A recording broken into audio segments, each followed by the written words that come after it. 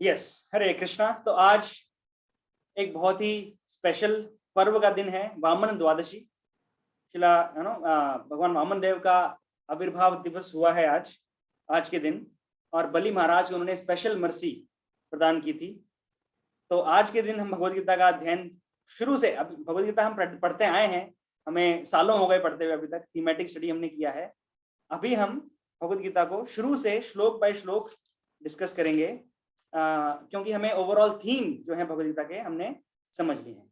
ठीक है, तो chapter 1 observing the armies on the battlefield of Kurukshetra, श्लोक क्रमांक 1 मैं पढ़ूंगा। एक बार ध्यान से उच्चारण को सुनिए और उसके बाद में दोहराइए, और ऐसे करके हम 5 श्लोक पढ़ेंगे। ठीक है। धृतराष्ट्र उवाच, बोलिए, धृतराष्ट्र उवाच धर्म क्षेत्रे कुरुक्षेत्रे समवेतायुयुत्सवः मामकाः पाण्डवाश्चैव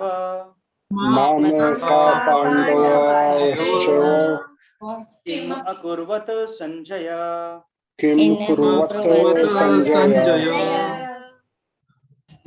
संजय उवाच दृष्ट्वा तु पाण्डवानीकम् व्यूढं दुर्योधनस्तदा आचार्यम् उपसंगम्य राजा वचनम् अब्रवीत् पश्येतां पाण्डुपुत्राणाम् आचार्य महतीं च मूम् व्यूढां द्रुपदपुत्रेण अवशिष्येण धीमता अत्र शूरा महेश्वासा भीमार्जुन समायुधि युधानो विराटश्च द्रुपदश्च महारथः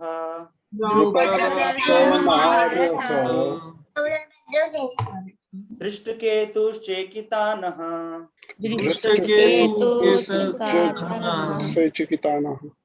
काशीराजश्च वीर्यवान्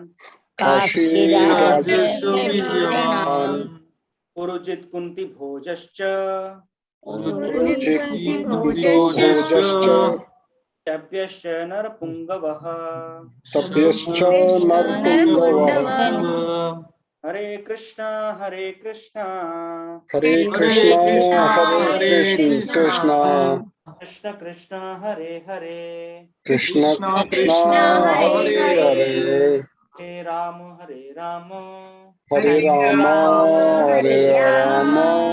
राम राम हरे हरे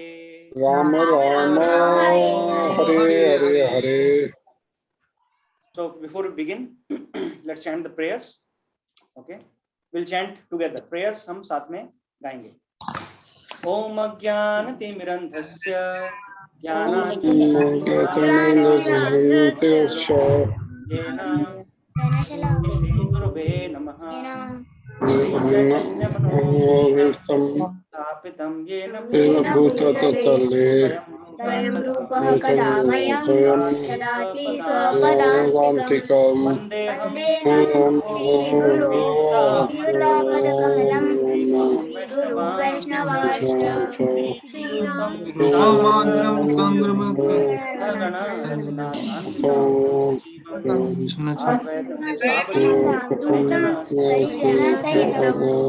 राधा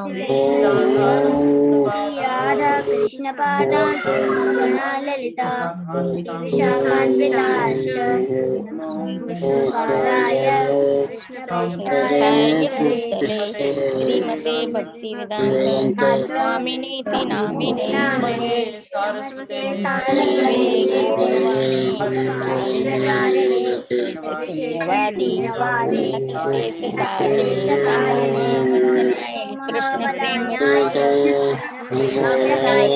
कृष्णाय कृष्ण चैतन्य भगवत्से नमो जगतपते राधाकांत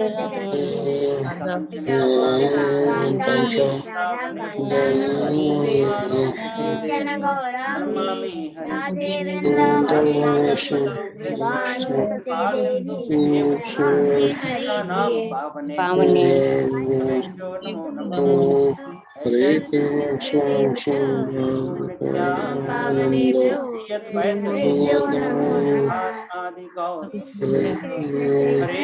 कृष्णा हरे कृष्णा कृष्ण कृष्णा हरे हरे हरे राम हरे राम राम राम हरे हरे मूकं करोति वाचालं पंगुं लंघयते यत्कृपातमहं श्री गुरु दीनतारिणे हरे कृष्णा।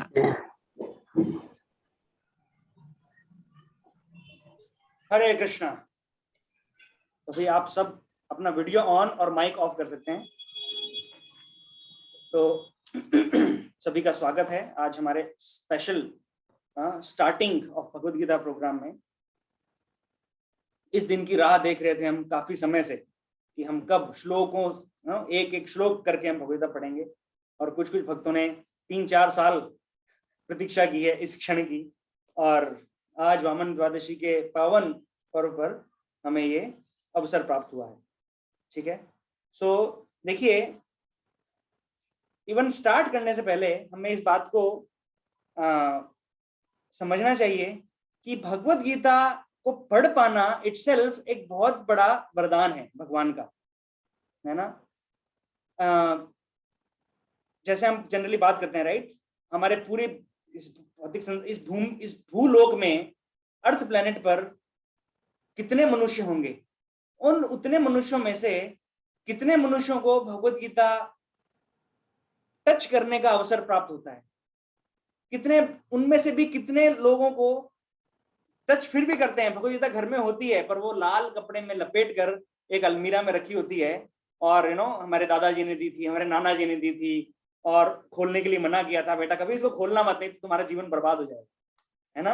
ऐसी तो ऐसे करके हम भगवत गीता को टांग देते हैं ऊपर, जैसे सूली पर लटकाते हैं ना, जैसे पहले के जमाने में सूली पे लगाया जाता था, फांसी पे के फंदे पे लटकाया जाता था, अभी भी लटकाया जाता है, तो वैसे हम भगवत गीता को भी टांग देते हैं ऊपर, है ना। ऐसे कितने मनुष्य हैं, उनमें से भी कुछ विरले, कुछ सौभाग्यशाली मनुष्य होते हैं जो उस भगवत गीता को खोल पाने का साहस कर पाते हैं, परंतु खोलने के बाद में उनको नींद आ जाती है, सो जाते हैं, वो समझ में नहीं आती क्या लिखा है, पता नहीं, है ना। भगवत गीता के पूरे संसार में 1000 से भी अधिक कमेंट्रीज उपलब्ध हैं, टिप्पणियां, जो लोगों ने, अलग अलग लोगों ने, विद्वानों ने, संस्कृत स्कॉलर्स ने, अलग अलग स्पिरिचुअल ऑर्गेनाइजेशंस के लीडर्स ने वो भगवत गीता के ऊपर टिप्पणी लिखी है। जब प्रभुपाद स्वयं जब इसके ऊपर टीका लिख रहे थे, Bhagavad Gita Yatharup, Bhagavad Gita as it is, he was giving, he was compiling, writing, तब अभी उन्होंने कहा था कि आज भी 700 से अधिक कमेंट्रीज अवेलेबल हैं भगवत गीता के, परंतु भगवान का भक्त एक भी नहीं है।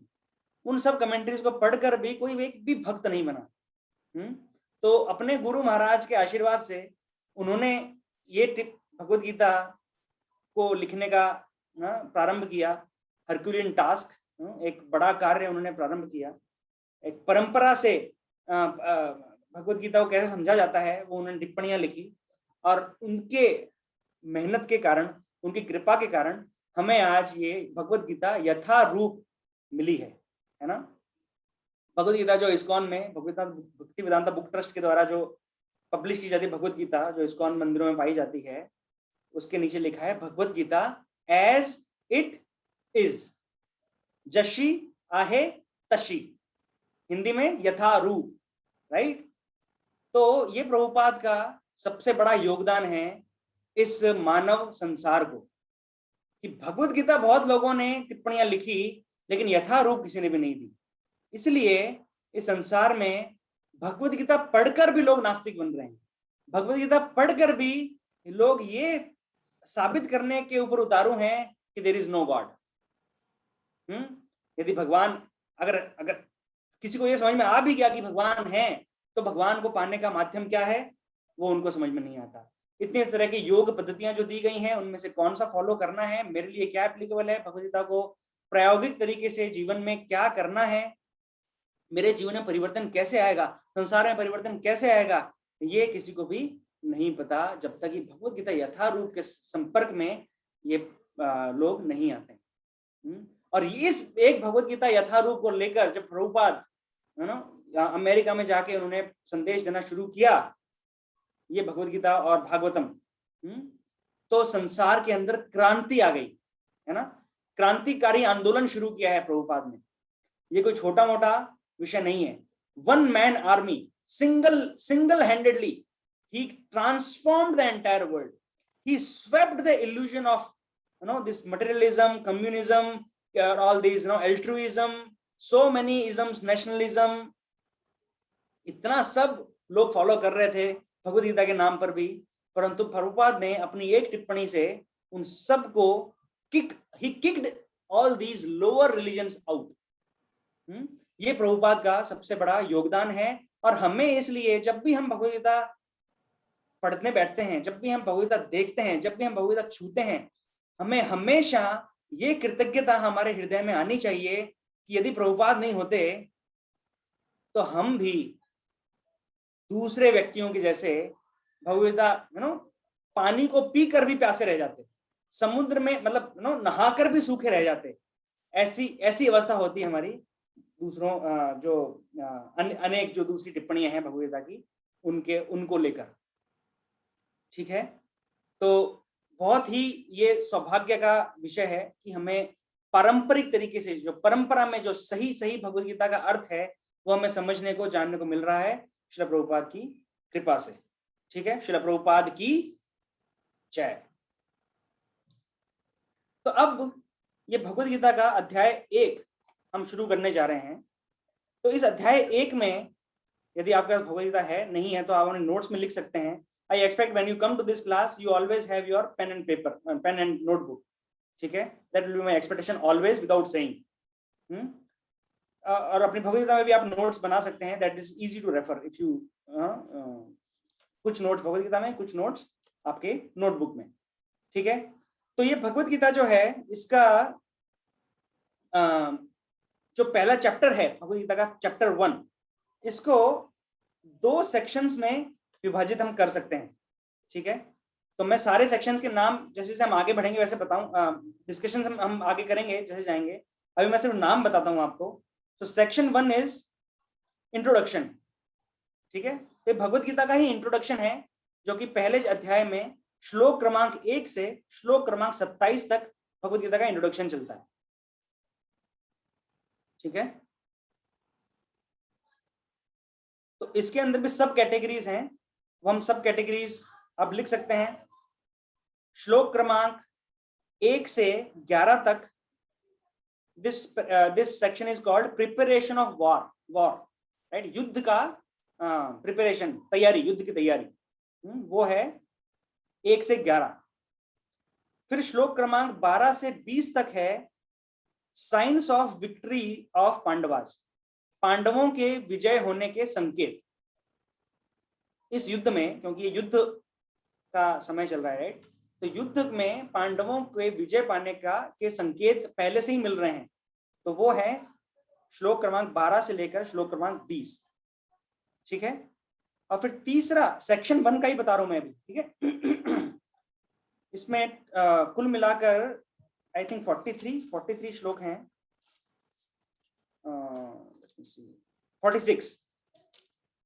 46 वर्सेस हैं चैप्टर 1 में।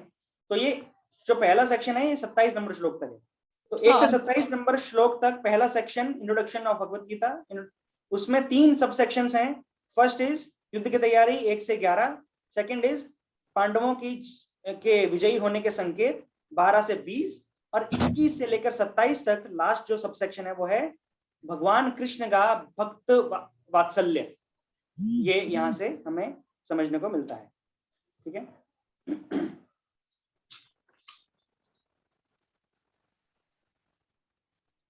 श्लोक क्रमांक 28 से आगे 46 तक सेक्शन 2 चलेगा। उस सेक्शन 2 का जब हम उसमें आएंगे तब मैं आपको उसके सब सेक्शंस बताऊंगा, ठीक है। और यदि मैं भूल जाऊं तो आप मुझे याद दिला सकते हैं, ठीक है।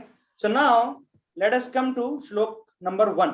तो इसमें हम क्या करेंगे, अभी श्लोक हम इस श्लोक का हम हर शब्द का अर्थ पढ़ेंगे, प्रभुपाद के दिए हुए commentary word to word meaning में से ट्रांसलेशन पढ़ेंगे और परपोर्ट के ऊपर डिस्कशन करेंगे, ठीक है। सो आज मैं करता हूं, इसके आगे इसी पैटर्न में फिर हम अलग अलग डिवोटीज रोटेशन में हम अलग अलग श्लोक का किया करेंगे। सो I'll repeat, so I'll say धर्म क्षेत्र धृतराष्ट्र उवाच, so you will recite after me Dhritarashtra उवाच, फिर I'll say king Dhritarashtra said, Dhritarashtra ने कहा। तो ऐसे ही आपको मीनिंग दोहराना है, right. This is the pattern we will follow. तो आज मेरे पास इंग्लिश में है ये, मैं next time I will keep the Hindi book also with me to look for it, तो फिर हम बाद में हिंदी में पढ़ेंगे, ठीक है। धृतराष्ट्र उवाच, you can unmute yourself all of you. Dhritarashtra said. King Dhritarashtra said, King Dhritarashtra said, धर्म क्षेत्रे धर्म क्षेत्र in the place of pilgrimage, In the place of कुरुक्षेत्रे Kurukshetra, in the place named Kurukshetra, in the place Kurukshetra samvetaah Samaveta, assembled, assembled, yutsavah desiring to fight, desiring to fight, mamakaah Mama, my party sons, my party, sons, Pandavaah पांडवाः the sons of Pandu, the son of Pandu, cha Cha, and बाहर की light And- जलाना रे eva Eva, certainly, certainly, kim Kim, what what, akurvata Akurvata, did they do, did they they do, do, Sanjaya Sanjaya, O Sanjay. O Sanjay. So translation purport by His Divine Grace Abhay Shanavint Bhaktivedanta Swami Srila Prabhupada. Srila Prabhupada ki jai. Jai. Translation. Dhritarashtra said, O Sanjaya, after my sons and the sons of Pandu assembled in the place of pilgrimage at Kurukshetra, desiring to fight, what did they do? Hindi, somebody is carrying Hindi Bhagavad Gita right now? Yes, Gyanendra Prabhuji. Prabhu. Gyanendra Prabhu, can you read the translation? Dhritarashtra ने कहा, हे संजय, धर्म भूमि कुरुक्षेत्र में युद्ध की इच्छा से एकत्र हुए मेरे तथा पांडु के पुत्रों ने क्या किया? मेरे तथा पांडवों के पुत्रों ने क्या किया, ठीक है।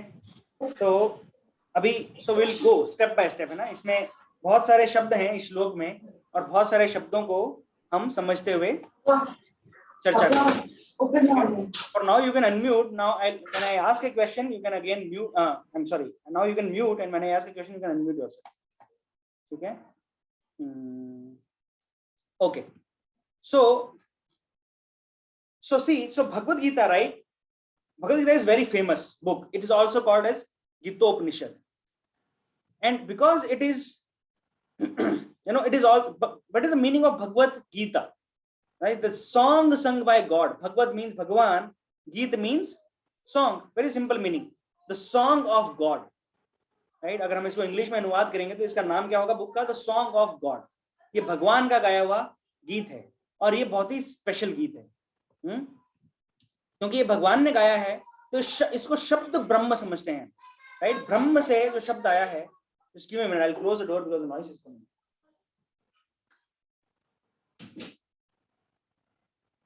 Yeah, so शब्द ब्रह्म है, तो इस शब्द ब्रह्म का सिर्फ उच्चारण करने मात्र से हमें इतने मटेरियल और स्पिरिचुअल बेनिफिट, बहुत सारे बेनिफिट मिल जाते हैं, है ना। यदि किसी ने भगवद गीता के श्लोक पढ़े हैं बिना अर्थ को समझे हुए भी, तो भी उसका बहुत बहुत बेनिफिट मिलता है ना।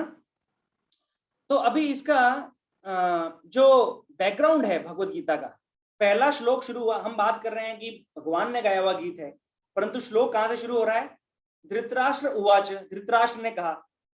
तो कुछ मिसप्लेस लगता है ना, कुछ तो गलत हुआ है, क्योंकि भगवान ने बोलना बहुत बाद में शुरू किया था। इसमें सेकंड चैप्टर में भगवान ने बोलना शुरू किया, उससे पहले धृतराष्ट्र बोल रहा है, संजय बोल रहा है, अर्जुन बोल रहा है।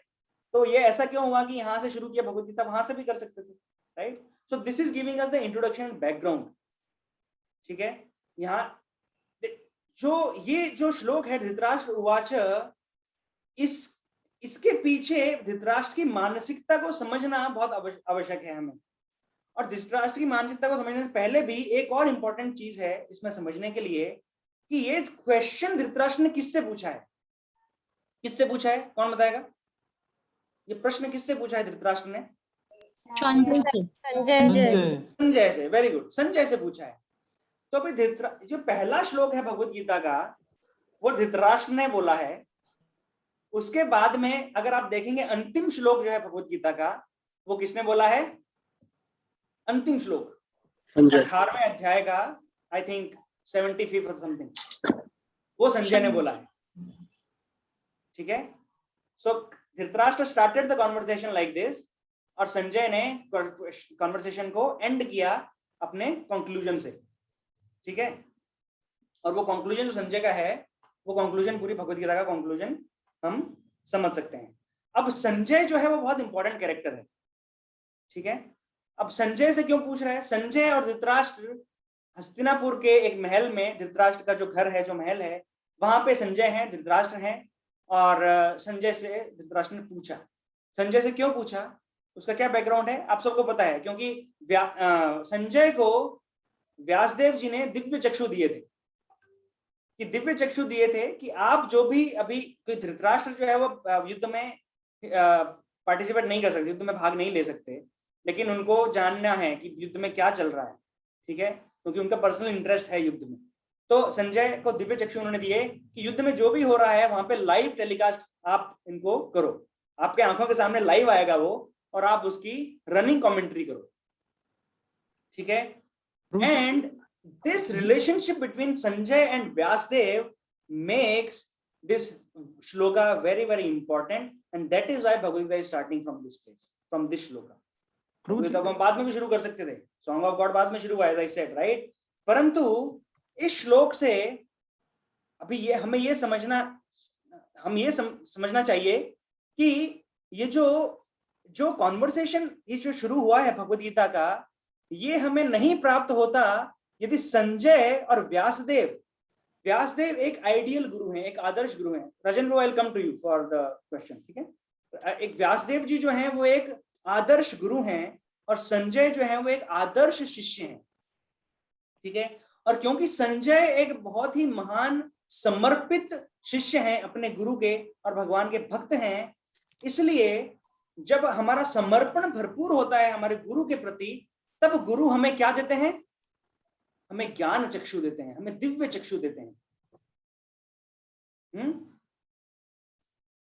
अदरवाइज जब तक हमारा समर्पण नहीं होता है, जब तक हम खुद के कॉन्सेप्शन में हम अटके हुए रहते हैं, गुरु के आज्ञा का पालन ठीक से नहीं कर पाते हैं, तब तक हमें वो दिव्य चक्षु हमारे गुरु नहीं खोल पाते हैं, ठीक है। तो क्योंकि संजय एक समर्पित शिष्य है, व्यासदेव जी एक आदर्श गुरु हैं, उन्होंने अपने शिष्य को एम्पावर किया कि आप इस युद्ध भूमि का जो भी सीन है पूरा आप देख सकते हो, और इसलिए और बाद में उसका आप कमेंट्री धृतराष्ट्र को बताओ। ठीक है, तो काफी सारे लोग ये भी कहते हैं कि देखो पहले की सिविलाइजेशन जो थी वो बहुत कितनी खराब सिविलाइजेशन थी, कितने पिछड़े हुए लोग थे, बीमारी में वो ठीक नहीं हो पाते थे, उनके पास मेडिकल फैसिलिटीज नहीं थी, इंफ्रास्ट्रक्चर फैसिलिटीज नहीं थी, हाँ, गरीब लोग थे, पत्थर से आग जला के वो खाना पकाते थे, टेक्नोलॉजीज नहीं थी। आज मॉडर्न आज के युग में इतना सारा हमने डेवलपमेंट किया है, इंफ्रास्ट्रक्चर डेवलप किया है, मेडिकल साइंस किया है, इंजीनियरिंग किया है, हाँ, और आज हमने सुविधाएं इतनी बढ़ा दी हैं, घर घर, तो है ना, इतना बहुत आप साइंटिफिक माइंडेड लोग जो भगवान की जो स्क्रिप्चर्स पे विश्वास नहीं रखते, जो भगवान पे विश्वास नहीं रखते, तो आपको ये कहेंगे, है ना। परंतु हम ये देखते हैं कि दूरदर्शन करने के लिए, दूरदर्शन हमारे घरों में है, राइट, टीवी के माध्यम से दूरदर्शन, तो दूरदर्शन की टेक्नोलॉजी बहुत पुरानी है ना, ये आज की टेक्नोलॉजी नहीं है। आज इसका एक हमें बहुत ही बिगड़ा हुआ स्वरूप दिखाई देता है कि हमें भौतिक, right, so whatever was available in earlier times at the subtle level, it is available today at the gross level. ठीक है, अभी हिंदी में जो पहले हम जो सुविधाएं थी, जो शक्तियां थी, जो सिद्धियां थी, वो सटल लेवल पे थी। पहले के लोग ये समझते थे कि भौतिक संसार के भौतिक एलिमेंट्स को टच करके, इनको एजिटेट करके फायदा नहीं है। हमें अगर कुछ काम करना है तो पहले उसकी तपस्या करो, और तपस्या करने के बाद में अपने आप में इतनी पावर आप पैदा करो, इतना पावर आप रिसीव करो भगवान से, देवी देवताओं से, उसके बाद में आप जो चाहे वो कर सकते हो, राइट। तो पहले तो इसलिए जो कैपेबिलिटीज थी, जो पहले सामर्थ्य था कुछ काम करने का, वो सामर्थ्य उन्हीं को प्राप्त होता था जिन्होंने उसके लिए तपस्या की है। करेक्ट, संजय ने तपस्या की है, अपने गुरु के शरण में रह के, गुरु के आदेश का पालन करके, गुरु की सेवा करके, भगवान की भक्ति करके, उसके बाद में उनको वो सामर्थ्य मिला कि वो दूरदर्शन कर सकते हैं। Give me more examples. पहले के जो एंशिएंट इंडिया, जो भारतवर्ष था, पुराना समय, जो हमारा वैदिक काल था, उसके अंदर ऐसा क्या पॉसिबल था जो आज पॉसिबल नहीं है, या पॉसिबल है आज परंतु अलग तरीके से, ग्रॉस लेवल पे पॉसिबल है। प्रभु जी, वो पत्थर फेंकना था, वो जब राम सेतु बनाया गया था, मतलब वो ब्रिज बनाया गया था ना लंका जाने के लिए, तो वानर सेना ने पत्थर फेंके थे, जो कह रहे थे वो एक अनबिलीवेबल चीज है। Yes, very good. So Ram Setu is an example. So Ram Setu तो स्पेसिफिक एग्जांपल है, परंतु अदरवाइज अगर आप देखेंगे, इससे मैं रिलेट करता हूँ। हाँ Rajendra Babu. Aircraft, very good, aircraft. तो एयरक्राफ्ट में लोग पहले घूमते थे, पुष्पक विमान होते थे, राइट। तो वो विमान के अंदर आपको पेट्रोलियम नहीं डालना पड़ता था, इंटरनल आईसी इंजन नहीं लगाना पड़ता था, और उससे पोल्यूशन भी नहीं होता था। The plane, and they are still there, right, the demigods उन्हीं प्लेन्स में घूमते हैं, है ना। और वो आप उसमें बैठो और आप सिर्फ इच्छा करो, वो इच्छा से वहां पे लेके जाएगा आपको। Isn't it amazing? आज हमें क्या करना पड़ता है, एक बहुत बड़ा एयरक्राफ्ट इंजीनियरिंग करके बनाना पड़ता है ना। ये सब भौतिक एलिमेंट्स को, ये जो मैटर, जो ग्रॉस मैटर है इस संसार का, उस मैटर के साथ में साइंटिस्ट खेलते हैं। वो तपस्या, तो दोनों तपस्या है। एक योगी योग करता है, तपस्या करता है, उससे उसको सामर्थ्य प्राप्त होता है कि वो एक विमान में कहीं पे बैठ के मन की गति से कहीं भी जा सकता है। वो जो विमान होता था वैदिक काल में, जो आज भी होता है परंतु हमें नहीं दिखता है, वो मन की गति से चलता है। मतलब आपको अमेरिका जाने के लिए 24 आवर्स एक छोटी सी सीट के अंदर सड़ने की जरूरत नहीं है, and on the mercy of air hostesses कि कुछ खाने को दे दो। आपके आजू बाजू के लोग अल्कोहल पी रहे हैं, बदबू मार रहे हैं, और फिर वो आपको वॉशरूम जाना है तो वो छोटा सा गंदा सा टॉयलेट जिसके अंदर 300 लोग उसको यूज कर रहे हैं 24 घंटे के अंदर, राइट। और फिर hangover and jet lag and what not, right.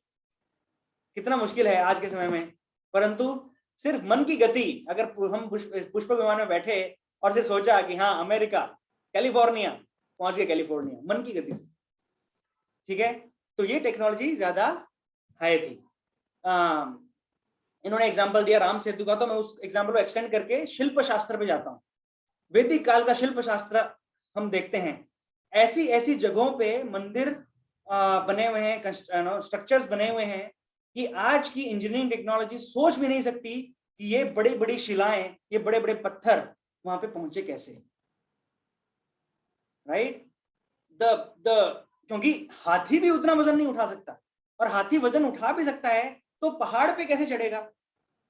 अगर मैं 100 हाथी लगाकर भी एक पहाड़ को, ऐसे ऐसे स्कल्पचर्स अवेलेबल हैं, जो रिसर्च चल रहा है आर्कियोलॉजी का ऑल ओवर द वर्ल्ड, उसमें बहुत सारे हिंदू सिविलाइजेशंस के कंस्ट्रक्शंस निकल के आ रहे हैं बहुत सारी जगहों पर। जैसे कंबोडिया में एक काफी साल पहले डिस्कवरी का ये एक एपिसोड आया था, जिसके अंदर बहुत सारा उन्होंने खुदाई किया एक एरिया, और एक well constructed Vishnu temple was found in the Cambodia. आप सिर्फ कंबोडिया विष्णु सर्च करो गूगल पर, आपको पूरा उसका मिल जाएगा। And now it's a tourist place. So and there are so many temples, entire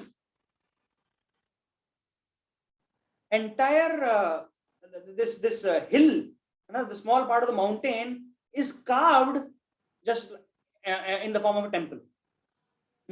उसमें और कोई अलग से पत्थर यूज नहीं किया है, उस पूरे माउंटेन को ही पूरा उन्होंने कार्विंग करके और उनका पूरा ये काट कर तोड़ कर उन्होंने ऐसा बना दिया कि एक वो पूरा मंदिर बन गया। ऐसे बहुत सारे अमेजिंग स्ट्रक्चर्स अवेलेबल हैं। ये कैसे होता था? ये मंत्रोच्चारण से होता था, ये योग की शक्तियों से होता था, ठीक है, ये सटल एनर्जी। तो ऐसे बहुत सारे उदाहरण हैं, जैसे कि भी ऐसे उदाहरण है। अगर किसी को रोग होता है तो आजकल क्या करता है, डॉक्टर आपको केमिकल्स लिख के देता है, वो केमिकल्स को कंज्यूम करो और उसके बाद में आप वेट करो और भगवान से प्रे करो, ठीक हो जाओगे क्या।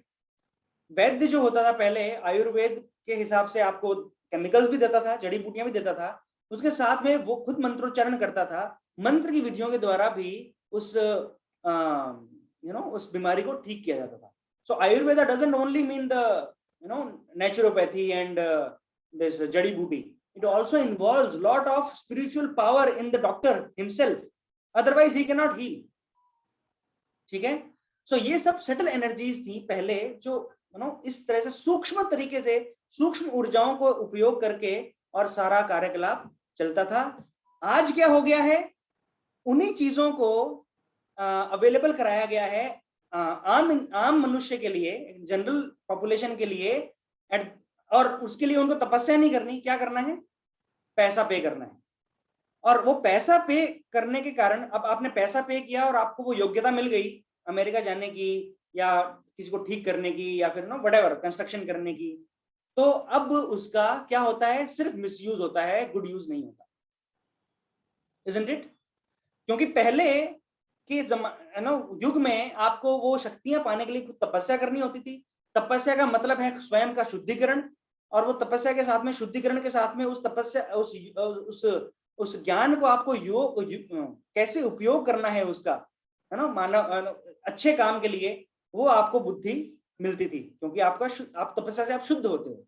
अब आपने वो तपस्या नहीं की और सबको आपने वो फैसिलिटी दे दी, तो उस फैसिलिटी का क्या होगा, दुरुपयोग होगा। तो ये दुर्भाग्य है आज के युग की टेक्नोलॉजीज का, ठीक है। तो इसलिए ऐसा कहा जाता है कि वैदिक काल में जीवन सादा था पर विचार उच्च थे। सादा जीवन, उच्च विचार। तपस्या करना कोई स्पेशल चीज नहीं थी, एवरीवन यूज्ड टू डू तपस्या। हर गृहस्थ, हर ब्रह्मचारी, हर वानप्रस्थ, हर सन्यासी, सब प्रभु जी, माता जी, सब अपने अपने लेवल पर तपस्या करते थे। वर्णाश्रम का एक सिस्टम था रहने का, राइट, एटिकेट्स थे, रूल्स थे सोसाइटी के। अब कोई रूल नहीं है, so everything is getting misused, ठीक है।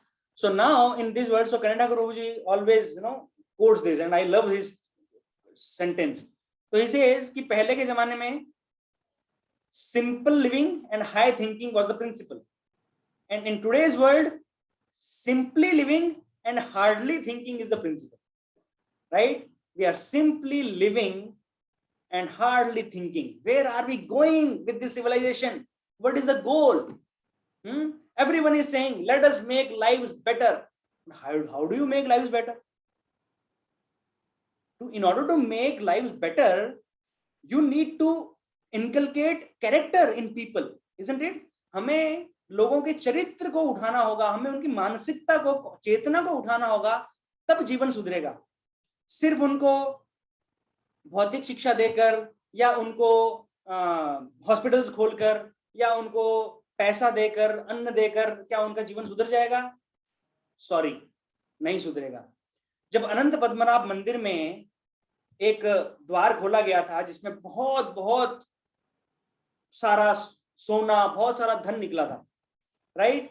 आपको याद होगा रिपोर्ट्स में आया था कि इतना धन उस मंदिर में है कि इस संसार की सारी गरीबी को एक बार नहीं, दो बार नहीं, मल्टीपल टाइम्स हम मिटा सकते हैं, उतना धन उस मंदिर में है।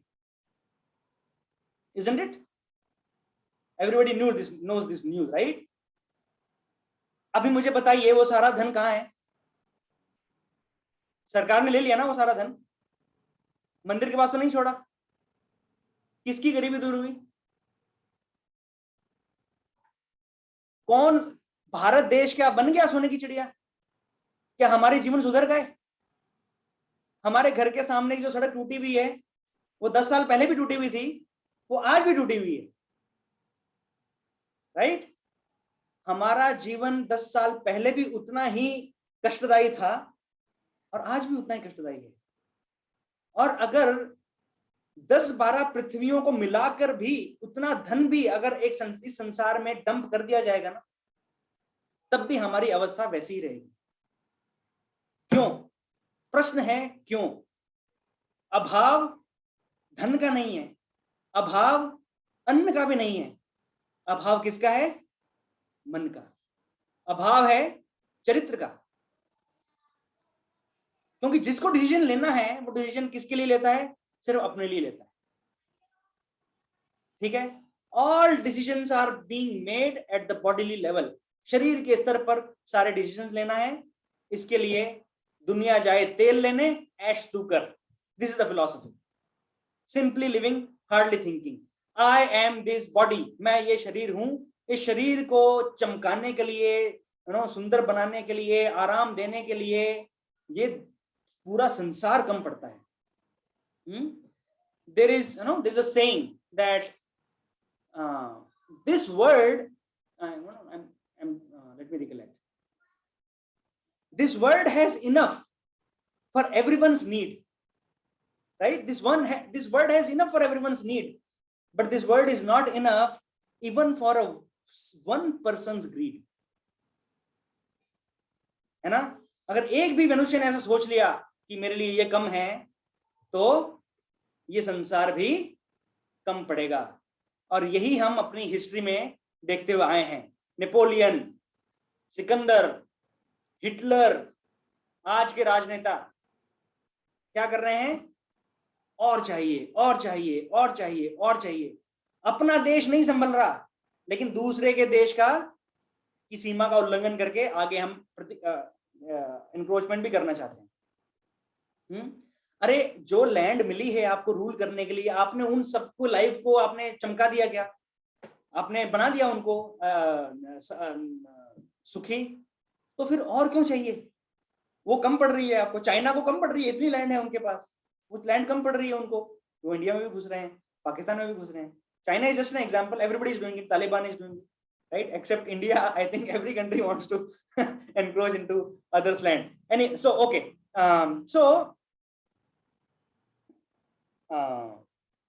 So simply living and hardly thinking.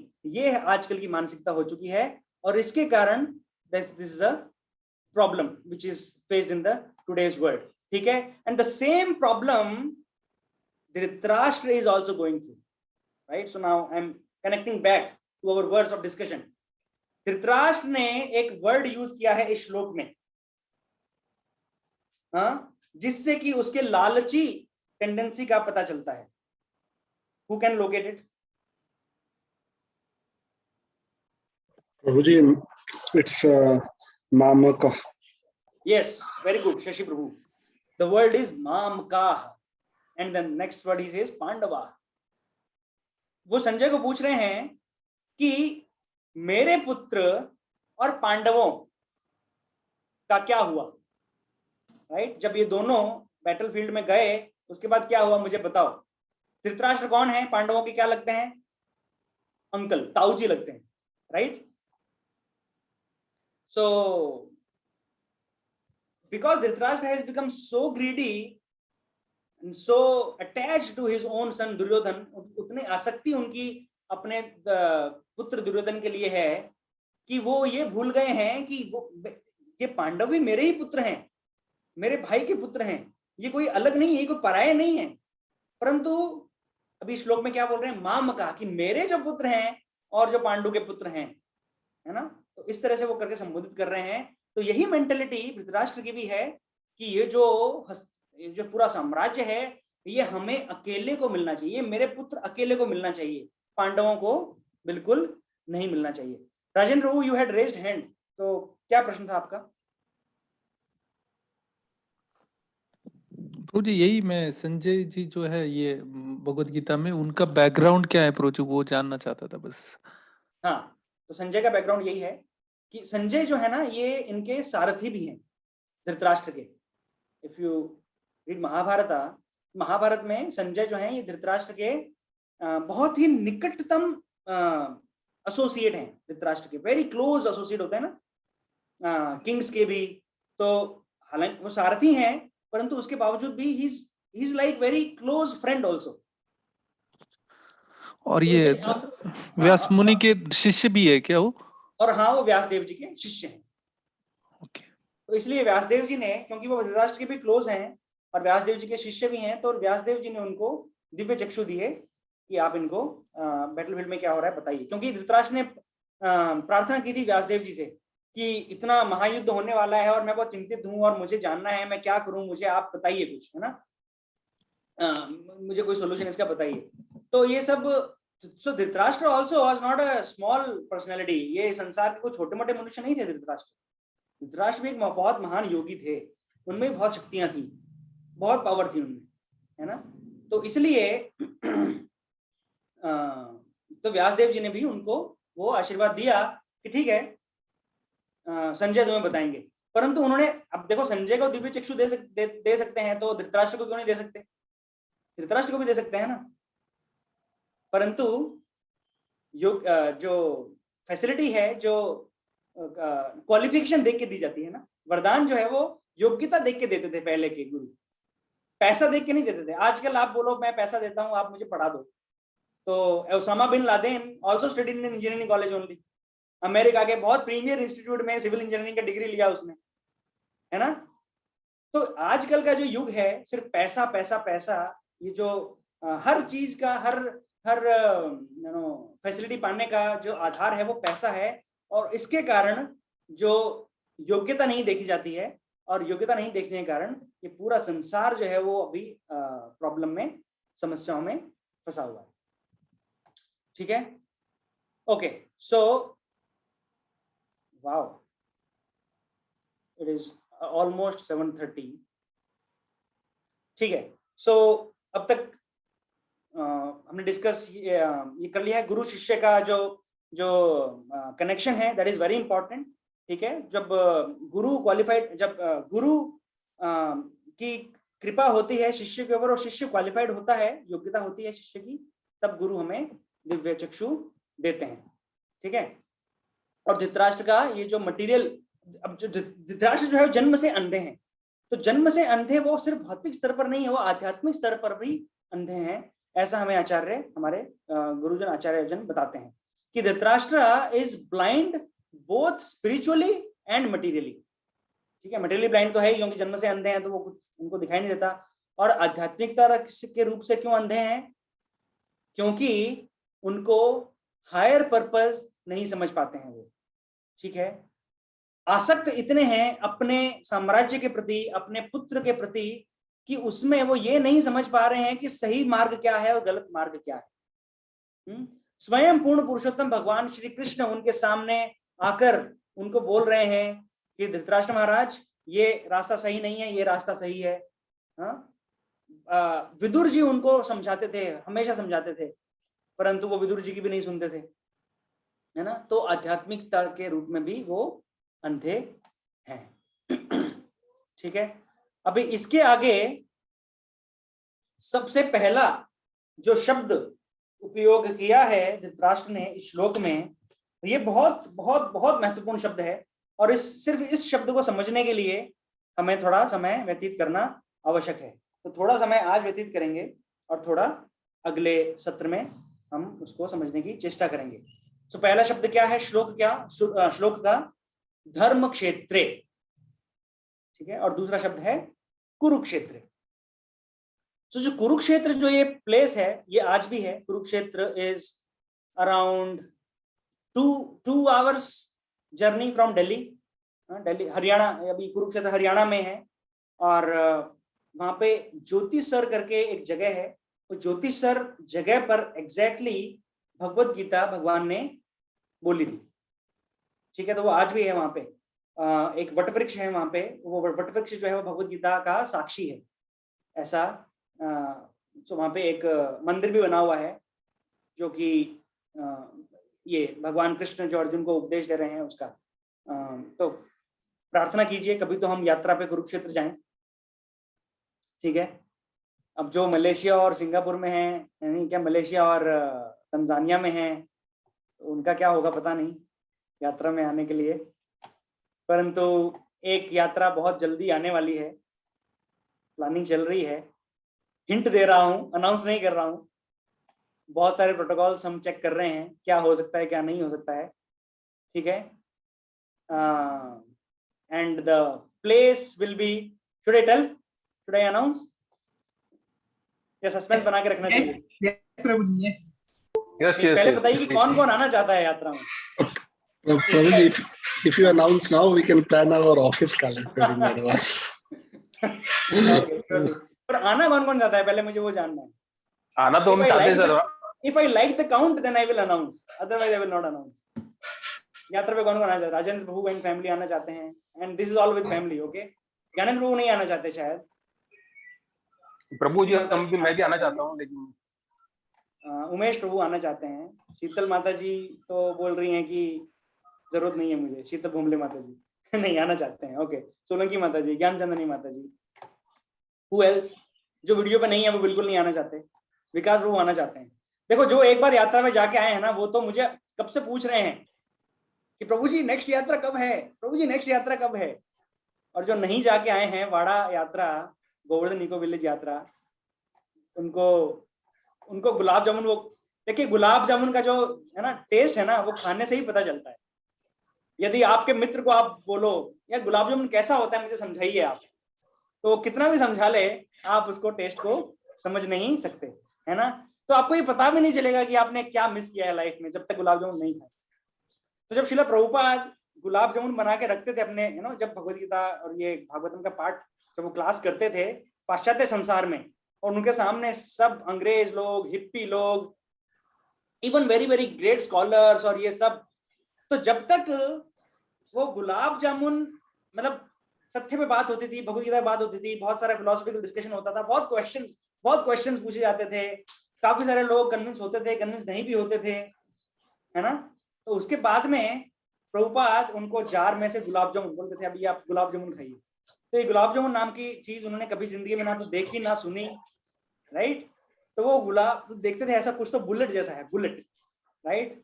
तो बुलेट को जब वो अपने मुंह में डालते थे तो उनका ऐसा ना सारे टेस्ट बड्स ऐसे ऐसे ऐसे पूरा रिलिश हो जाते थे, ऐसा पूरा उनका ना उनकी पूरी चेतना, उनका पूरी मानसिकता, पूरा अस्तित्व ऐसा लगता था उनको जैसे वो रस में नहा गए हैं बिल्कुल अच्छे से, है ना। तो उसके बाद में बोलते थे कि प्रभुपाद जो भी आप कह रहे हो, समझा रहे हो, सब सही है, हमें सब समझ में आ गई फिलॉसफी, नो क्वेश्चन व्हाटसोएवर। ठीक है।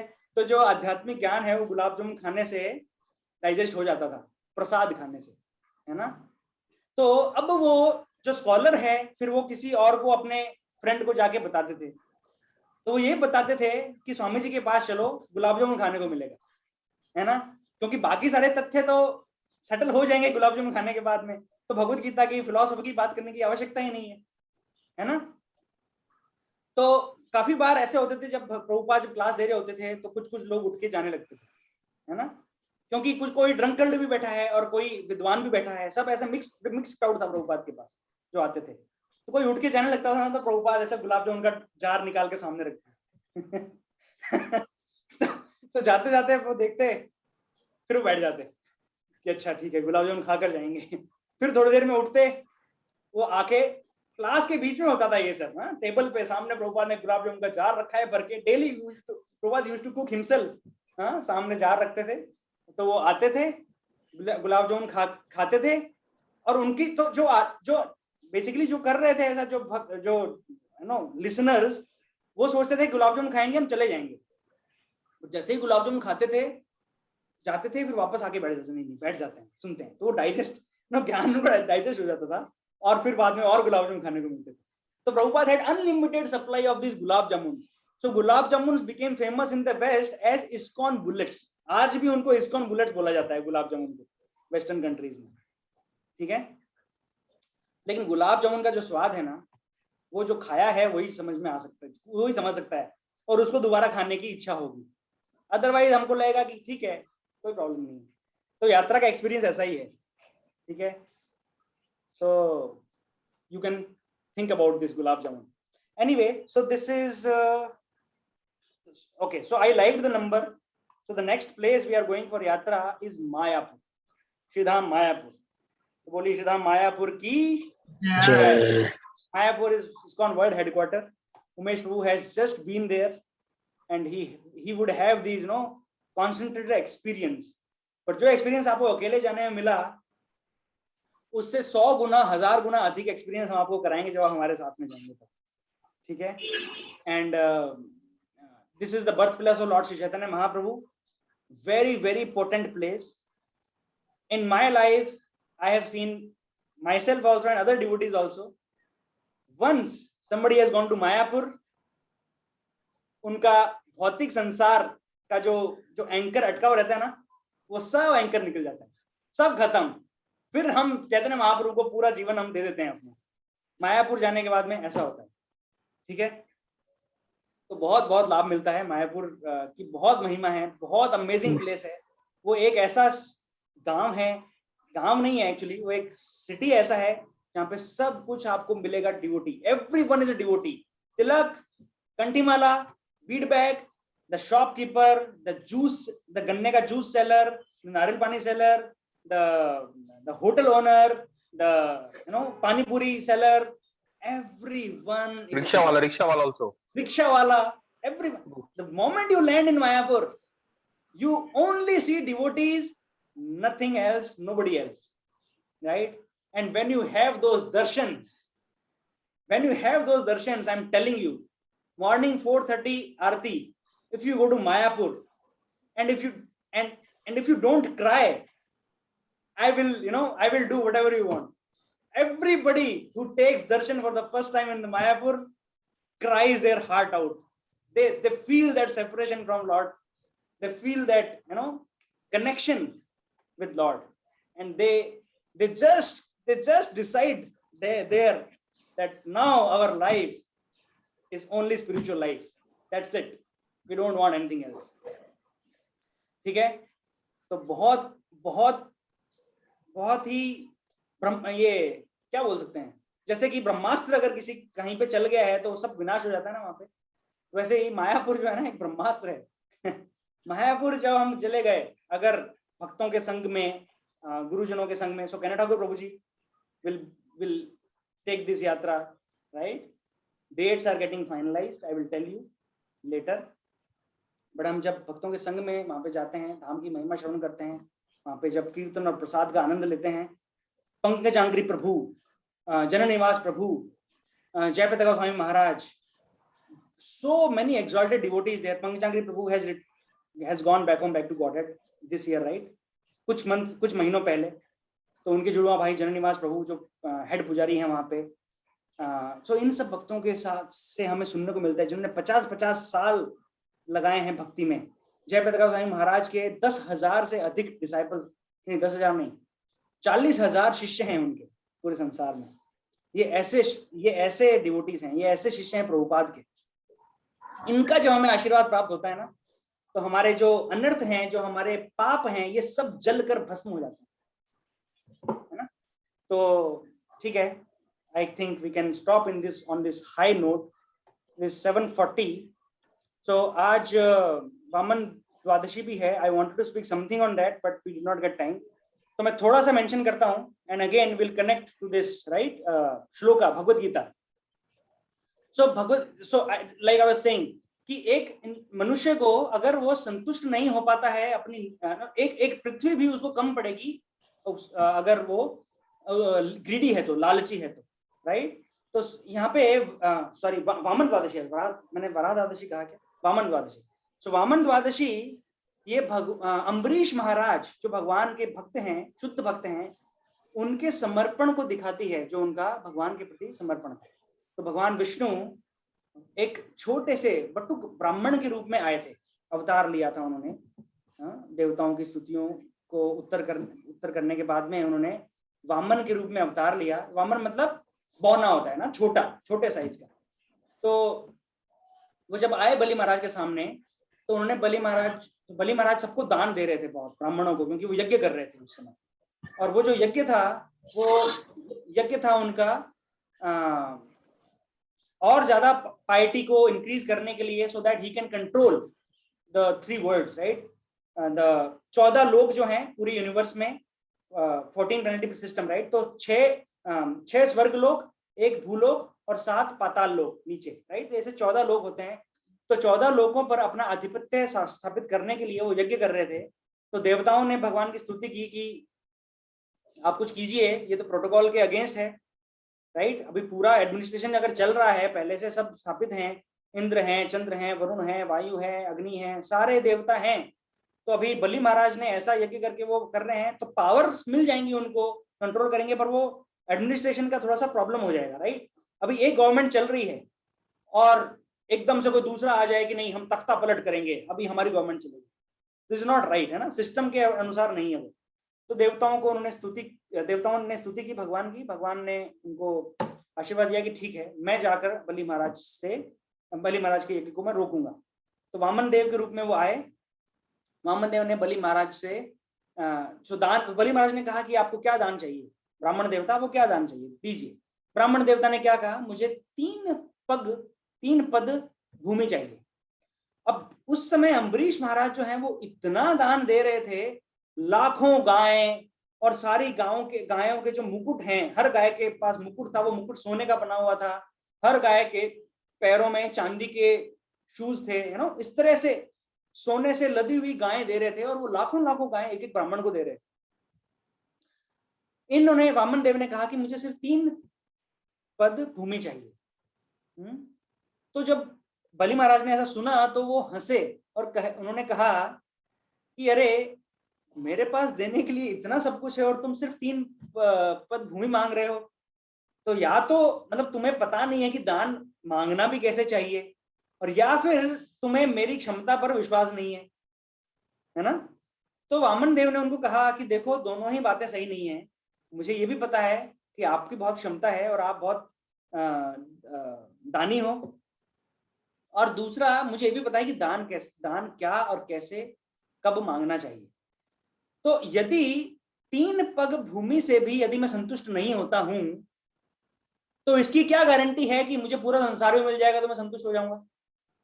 ये वामन देव ने बलि महाराज को कहा, राइट? सो वामन द्वादशी के दिन I just want to leave you with this thought कि यदि 3 पग भूमि, ये वामन देव ने स्वयं ने, ये भगवान ने कहा है कि यदि, है ना, कभी कभी हम भौतिक स्तर पर हम बहुत अधिक चेष्टा हम करते हैं अपना सांसारिक सुख, सांसारिक समृद्धि बढ़ाने के लिए, परंतु ये जो वेद वाक्य है, जो ब्रह्म वाक्य है ना भगवान का कहा हुआ, कि यदि हम इतने में संतुष्ट नहीं हो पाए तो इसकी गारंटी क्या है कि हम इतने में संतुष्ट हो जाएंगे, है ना? इसको हमें हमेशा ध्यान रखना चाहिए. भगवान ये नहीं कहते कि आप अपनी समृद्धि के लिए कार्य मत करो. हमें कर्म करना है, जो हमारी ड्यूटी है, हमारी जो अलॉटेड कर्म है वो हमें करना है और बेस्ट पॉसिबल वे में करना है, राइट? तो हमारा कर्म है, हमारा job, right, that is allotted to us. We need to perform best in that job, and if there are opportunities to earn more, we should earn more, we should strive to earn more. But not at the cost of spiritual practice. ऐसा नहीं है कि मेरी माला छूट जाए और मैं धन एकत्र करने में लग जाऊं, समृद्धि एकत्र करने में लग जाऊं, और मैं ये सोचूंगा कि एक बार मैं ये सिचुएशन को सॉल्व कर लूं, एक बार मैं इतना धन कमा लूं, उसके बाद में मैं अच्छे से भक्ति करूंगा। ऐसा कभी भी नहीं होता। ऐसा कभी ना तो आज तक हुआ है, ना कभी होगा। ठीक है, भक्ति जो है उसको करने का समय क्या है? अभी, this moment I have to give to Krishna. ठीक है, my job demands 8 hours, I give 8 hours, dedicated 8 hours for job. Maybe it demands 10 hours, sometimes it is okay to give 10 hours also, right? Sometimes we have to extend ourselves, right? But not at the cost of spiritual practice. Sometimes job का एक example है, sometimes family का कोई example हो सकता है, right? अभी sometime हमें अपने फैमिली सिचुएशन सॉल्व करना है, या हमें like there are some cases devotees go out, जैसे भक्तों के संग से दूर चले जाते हैं, they go out of the devotee association. क्यों? क्योंकि हमें कुछ तो घर में कुछ समस्या है, हमें कुछ सेटल करना है, कुछ काम है वो हमें निपटाने हैं, ये है वो है। यदि उससे मेरी आध्यात्मिक जीवन अफेक्ट हो रहा है तो वो बेकार है, वो करना बेकार है। उसको करने के लिए फिर हमें गाइडेंस लेने की आवश्यकता है। हमें हमारे गुरु से, हमारे शिक्षा गुरु से, दीक्षा गुरु से, जो हमारे काउंसलर हैं उनसे, जो हमारे सुपीरियर हैं उनसे, anyone who I have a heart to heart connection, जिसके साथ हमारा हृदय से संबंध है, उनके गाइडेंस में हमें अपने जीवन की समस्याएं सॉल्व करनी है। क्योंकि जो गाइड होगा वो ये इंश्योर करेगा कि आपके आध्यात्मिक जीवन डगमगाना नहीं चाहिए, वो ये गाइड इंश्योर करेगा। ठीक है, तो ये बहुत ही महत्वपूर्ण विषय है कि बाद में हम कर लेंगे भक्ति, ऐसा कभी नहीं होगा। इसको हम बोलते हैं फॉल डाउन। यदि हम, है ना, fall down is a very commonly used word. जैसे यदि कोई, जैसे विश्वामित्र तपस्या कर रहे थे, उनको उर्वशी अप्सरा आई तो वो उसमें लिप्त हो गए, तो उनका फॉल डाउन हो गया। फॉल डाउन का मतलब क्या है? वो अपने स्तर से गिर गए नीचे, है ना। उनका पूरा तेज, उनका पूरा प्रभाव, उन्होंने जो तपस्या से जो गेन किया था वो सब समाप्त हो गया, राइट? फॉल डाउन हो गया। Then he had to do the tapasya again, शुरू से। दूसरी बार में वो क्रोधित हुए, उनका फॉल डाउन हो गया, फिर से उनको पूरा करना पड़ा। ठीक है, हमारे पास विश्वामित्र मुनि जितना समय है क्या? हजारों सहस्त्रों वर्षों तक उन्होंने तपस्या की थी। तो यदि मैं आज लेट्स से 4 माला कर रहा हूं, कुछ समस्याएं आई, मैंने वो माला 3 माला पे आ गया, मैं 3 माला करने लग गया, तो ये क्या है? ये फॉल डाउन है। जिस स्तर पर मैं भक्ति कर रहा था उस स्तर से नीचे आना फॉल डाउन। ठीक है, जैसे जैसे कोई संन्यास ले लेता है, पर संन्यास लेने के बावजूद भी यदि वो स्त्री के संग में आ जाता है फिर से, वो फॉल डाउन है उसके लिए, है ना। उसको वंताशी बोलते हैं। वंताशी का क्या मतलब होता है संस्कृत में? भागवतम बताता है, वंताशी मतलब one who Yeats what he had vomited. ठीक है, जैसे डॉग होता है ना, डॉग, कुत्ता जो होता है, कुत्ते को इसलिए अशुद्ध माना जाता है वैदिक संस्कृति में। कुत्ते से हमें दूर रहना चाहिए, कुत्ते को टच नहीं करना चाहिए, क्योंकि कुत्ता ऐसा जीव है जो उल्टी करके वो अपनी उल्टी को ही वापस खा लेता है ना। तो इसको वंताशी बोलते हैं। तो सन्यासी जो होते हैं वो अगर चाहे ड्यू वेडिंग भी करें, या शादी अगर विवाह भी कर रहे हैं, तो भी उनका फॉल डाउन है, क्योंकि सन्यास के स्तर से आप वापस नीचे नहीं आना, आपको मतलब एक्सपेक्टेड है। ठीक है, वो पूरा रिनंसिएशन है। ओके, सो क्योंकि ब्रह्मचर्य के बाद में गृहस्थाश्रम आता है, फिर वानप्रस्थ आता है, फिर संन्यास आता है। संन्यास से वापस आप नीचे नहीं आ सकते, अगर आ गए तो फॉल डाउन। ठीक है, तो यदि मैं आज भक्ति नहीं कर पा रहा हूं, तो वामन देव का जो वचन है उसको हम इस तरह समझ सकते हैं कि यदि मैं आज भक्ति नहीं कर पा रहा हूं, तो इसकी क्या गारंटी है कि मैं कल भक्ति कर पाऊंगा, मैं 10 दिन बाद कर पाऊंगा, या मैं अगले साल कर पाऊंगा? ठीक है. So basic minimum commitments to Lord Krishna, to our Guru Maharaj, to our parampara, in the terms of number of rounds, in terms of our eating habits, in terms of our participation in the seva and the program, hearing weekly एक class हमें attend करनी है. अगर मैं नहीं कर पा रहा हूं, राइट, तो वो क्या है, फॉल डाउन है. यदि हम आज नहीं कर पाएंगे, हम कभी नहीं कर पाएंगे. Bhakti is done moment to moment, right. So on this note, let us break for today. I can take any questions if there are for next maybe 5-10 minutes. If devotees want to drop, they can drop, and I am stopping the recording now.